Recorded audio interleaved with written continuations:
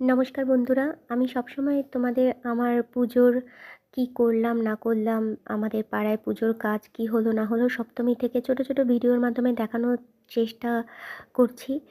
আজ মহা অষ্টমী। তো সকালবেলা থেকেই আমাদের বিভিন্ন কাজকর্ম শুরু হয়ে গেছে।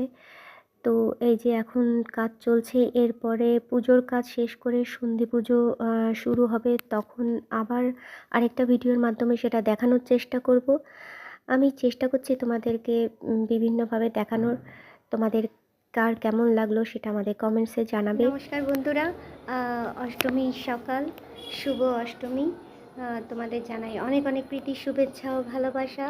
তোমাদের অনেক ভালো করে কাটুক।